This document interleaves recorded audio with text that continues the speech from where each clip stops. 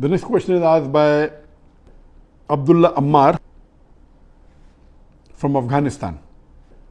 I have recently got admission at the university, and as it's a co-educational system, I have developed relationships and started talking with some of my female classmates through WhatsApp and Messenger. Even though we consider each other as brother and sister relationship, but I found that this is leading me astray from the straight path. Like I cannot pray at times right now, and I cannot concentrate in my salah and many more things. Can you please tell me if it's permissible what I'm doing is right? And if it's not permissible, please give me an advice how can I get myself out of this situation. It's not only me who is going through these situations, but there are many Muslims whose fate is same as mine. There is another question on the same topic asked by Asad Nadeem on the YouTube. Can people of opposite gender be friends? The question posed by Abdullah Ammar from Afghanistan is a very common question, and it's common today that people go to co-educational schools, co-educational universities, and it's very common that when they go there, they have friends of opposite sex, as the question posed that can you have friends of the opposite gender, and they get involved and it leads them away from the teachings of Islam. As far as having friends of the opposite gender is concerned, what do you mean by the word friend is important. If you're talking about acquaintances, having of opposite gender, no problem having acquaintances as long as you do not break any of the teachings of the Quran and Sahih Hadith. As long as you do not break any of the ruling of the Sharia, you can have acquaintances of opposite sex. And we'll come to it, inshallah, shortly. Regarding saying that I consider them to be my sister and brother, you have to understand what do you mean by brother and sister. If you're talking about brother and sister in humanity, no problem. If you're talking about brother and sister in faith, no problem. But this brother and sister is not the same as brother and sister of blood. This is totally nonsense. You know, like we have in India, a girl ties a Rakhi to the boy. She is my Rakhi sister. There's no Rakhi sister in Islam.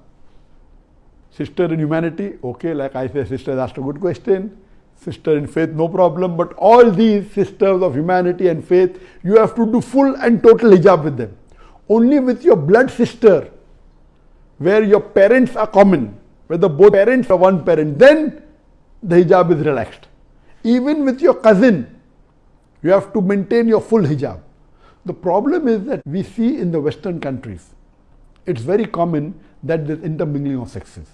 And many of the Muslim countries, this is becoming common in them too, where you have co-educational schools, you have co-educational universities, and there you have friends and you keep on chatting and you keep on speaking things which are not required. If you speak with an opposite sex things which are required as an emergency, no problem, but you cannot do chatting like how you do with the same sex. Like a boy has a boyfriend, no problem, you can chat, you can laugh, you can joke, but you cannot do the same thing with an opposite sex who's a non-mahram. It's not permitted in Islam.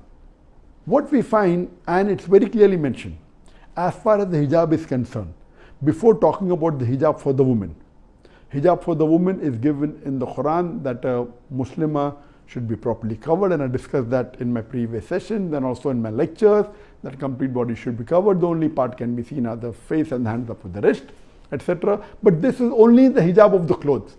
The complete hijab, besides the hijab of the clothes, is the hijab of way a lady walks, the way a lady talks, the way a lady thinks, the way a lady sees. Before talking about the hijab of the female, the woman in the Quran, Allah talks about the hijab of the men. In Surah Nur, chapter number 24, verse number 30, where Allah subhanahu wa ta'ala says, say to the believing man that he should lower his gaze and guard his modesty. That means whenever a male looks at a female, any brazen thought comes in his mind, he should lower his gaze. There was once a boy staring at a girl for a long time. So I told him, brother, what are you doing? It's not allowed in Islam. He told me that a prophet said, the first glance is forgiven, the second is prohibited. I have not completed half my glance. What did the prophet mean? when he said that the first glance is forgiven, the second is prohibited. What it means that if you accidentally look at a woman, do not look at her again to feast on her beauty. That does not mean you can look at a woman for 10 minutes without blinking and saying that I have not completed my glance. So maintaining the hijab is very important. Therefore, it is not advisable for taking education in a co-educational university. And if you have to take education, if there's no other option, then you have to maintain your hijab. When you are speaking with the opposite sex, you should lower your gaze. You cannot stare at the woman or look into her eyes and talk. In the Western country, if you do not look into the eyes and speak, it's also like an insult. So what we find that even the Muslims, when they go to Western countries, they do not follow this hijab. When I visited Islamic organizations in Western countries, I find that Muslim ladies and gents, sisters and brothers, they are freely intermingling, they are freely talking. They may be wearing the hijab, they may be covered, the hair is covered, but that is the physical hijab, only of the clothes. They are laughing, they are joking. In some of the Western countries, I found a man and a woman sitting alone in a small room and chatting. A Muslim woman doing dawah to a non-Muslim boy in a closed room, it's not allowed. Our beloved Prophet Muhammad said that if two na-mehram are alone in a room, the third person is the devil. It's not allowed that you can be in a closed room, a man and a woman. In some organization, I've gone and seen that the head of the organization has a lady secretary. How can you have a lady secretary? Do you think all the Muslim men in that country are not capable? Or aren't they qualified? I cannot understand that how can a practicing Muslim have a lady secretary? How can they maintain the hijab? If the secretary comes in the room, in your room and no one else is there, it's not permitted. It is very common. Unfortunate. They are preaching Islam and they are not practicing Islam. So if you break the hijab, there are high chances what the brother has asked Ammar will happen. Your focus will go away from education, you will start thinking other things, as though your brother, sister for namesake, but then love affair starts and you deviate from the Sharia and you start doing un-Islamic things. Therefore, best is to educate yourself in a single-sex university.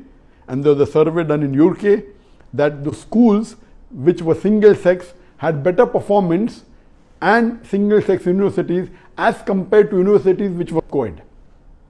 And that's the same thing in India also. If it's a single-sex education, the performance is better because many a time in a co-education, each sex is trying to impress the other sex. So if a teacher is teaching, the boy is trying to impress the girl in his class rather than paying attention on the subject. This is very common. So single-sex education is better. If there's no other opportunity and if you're doing higher education, if you have to go to a co-ed education, see to it to maintain your hijab. I'm not talking only about universities, even if you go in office places, your hijab should be maintained. It is not that you are prohibited to speak with the opposite sex, no. But when you speak, you have to be careful. There's a verse revealed in the Quran in Surah Ahzab, chapter number 33, verse number 32, which is addressed to the wives of the Prophet, to the Ummahatul Mu'mineen.